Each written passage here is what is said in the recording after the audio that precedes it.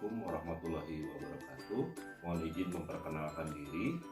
Kami siswa PKA Angkatan Kedua tahun 2022, kelompok 3, subkelompok 2. Saya sendiri NDH 7 Tatang Hamdani bersama NDH 17 Lucia Nabatia dan NDH 27 Rina Mulyani. Kami mendapat tugas kelompok dengan tema penyelenggaraan pemilu 2024 terkait dengan makna wawasan kebangsaan dan bela negara sebagai dasar pembangunan integritas dan kinerja organisasi pelayanan publik. Tugas ini kami beri judul Menelisik Urgensi Pemilihan Umum tahun 2024. Pendahuluan salah satu perubahan mendasar dalam ketatanegaraan di Indonesia adalah penyaluran kedaulatan rakyat melalui pemilihan umum. Pemilihan umum untuk memilih presiden dan wakil presiden serta untuk memilih para wakil rakyat yang dilakukan secara langsung dan dalam rangka memperkuat kedudukan dan legitimasi masing-masing. Berdasarkan Undang-Undang Dasar 1945, ketentuan tentang pelaksanaan pemilihan umum didasarkan pada beberapa pasal. Ketentuan tersebut antara lain: pertama, dalam pasal 1 ayat 2 menyebutkan bahwa kedaulatan negara ada di tangan rakyat dan sepenuhnya dilakukan oleh MPR. Kedua, dalam pasal 7 menyebutkan bahwa presiden dan wakil presiden memegang jabatan selama 5 tahun dan sesudahnya dapat dipilih kembali. Ketiga, dalam pasal 19 menyatakan bahwa susunan DPR ditetapkan dengan undang-undang. Ketiga pasal tersebut dijadikan dasar dalam pelaksanaan pemilihan umum sebelum amandemen Undang-Undang Dasar tahun 1945. Setelah amandemen Undang-Undang Dasar 1945 yang dilakukan oleh MPR pada sidang tahunan, ketentuan pemilihan umum secara langsung dituangkan dalam konstitusi melalui bab khusus, yaitu pada bab Romawi 7 poin B, yang di dalamnya terdapat satu pasal dan 6 ayat, di mana mengatur mengenai asas-asas penyelenggaraan pemilihan umum, ruang lingkup penyelenggaraan pemilihan umum, peserta pemilihan umum, dan pelaksana atau penyelenggara pemilihan umum. Sejak amandemen ketiga Undang-Undang Dasar 1945, pemilihan umum di Indonesia juga tidak lagi sebatas memilih anggota legislatif, tapi juga memilih presiden dan wakil presiden.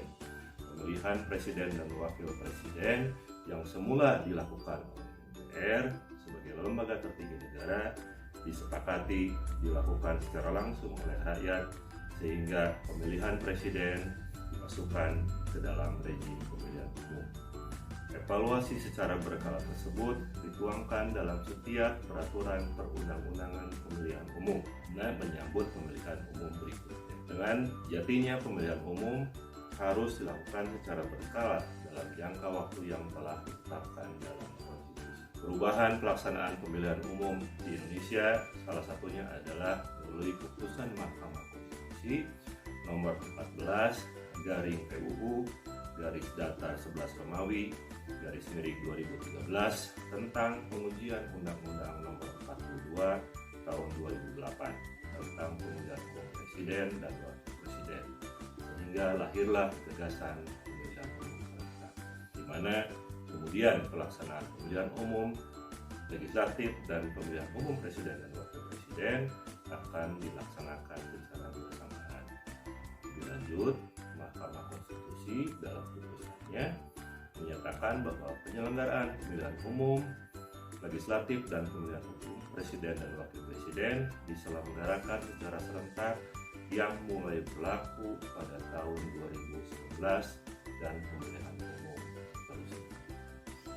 Undang-Undang Nomor 7 Tahun 2017 tentang Pemilihan Umum menjelaskan bahwa pemilu diselenggarakan berdasarkan azas langsung, umum, bebas, rahasia, jujur, dan adil setiap 5 tahun sekali. Lantas, jika kita melakukan penundaan pemilu pada tahun 2024, artinya kita harus mengamandemen konstitusi yang ada pada undang-undang kita, dan itu memerlukan waktu yang tidak singkat karena berkaitan dengan tatanan konstitusi kita. Untuk penundaan pemilu perlu ada alasan darurat seperti bencana alam dan kerusuhan. Tapi jika kita melihat ke belakang pada tahun 2019, di mana dilaksanakan pemilu yang menimbulkan banyak korban yang sudah jelas urgensinya lebih darurat daripada saat ini.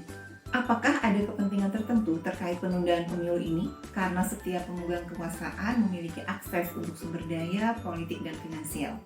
Banyak juga para pimpinan partai yang setuju untuk penundaan pemilu ini.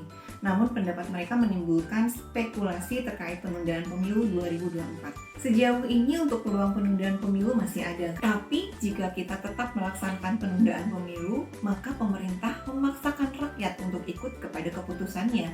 Padahal Undang-Undang 1945 menyatakan bahwa kedaulatan berada di tangan rakyat dan dilaksanakan menurut Undang-Undang Dasar. Untuk waktu pemilu, jika berdasarkan keputusan KPU nomor 21 tahun 2022, waktu pelaksanaan pemilu adalah pada tanggal 14 Februari 2024. Namun masih terdapat 8 peraturan KPU yang masih harus diselesaikan. Nah, jika kita lihat dari urgensinya sendiri, pemilu pada tahun ini bisa saja ditunda dengan melihat pemilu 2019. Maka dari itu, melihat sekarang masih gencarnya kasus virus yang makin bervariasi, maka tidak menutup kemungkinan pemilu akan ditunda. Adapun isu nasional tersebut harus disingkapi dengan baik. Ide kreatif untuk menyelesaikan isu tersebut adalah 1. Komunikasi nasional. Komunikasi nasional terbangun antara eksekutif dan legislatif yang sepaham. Kemudian, mengutamakan musyawarah dan mufakat. Mendorong semua partai politik tetap konsisten untuk menjalankan amanat konstitusi, yakni pemilu dilakukan 5 tahun sekali. Kemudian yang ketiga, mengutamakan persatuan dan kesatuan bangsa. Yang keempat, melahirkan keadilan bagi seluruh rakyat Indonesia. Adapun rekomendasi kebijakan yang harus dilaksanakan adalah 1. Rekomendasi kebijakan legislatif. Mufakat memegang teguh konstitusi dan memberikan gambaran terbuka kepada publik untuk menilai komitmen patuh berkonstitusi bukan berarti memfasilitasi kepentingan pragmatis yang sifatnya temporer. Kemudian yang kedua adalah rekomendasi kebijakan eksekutif.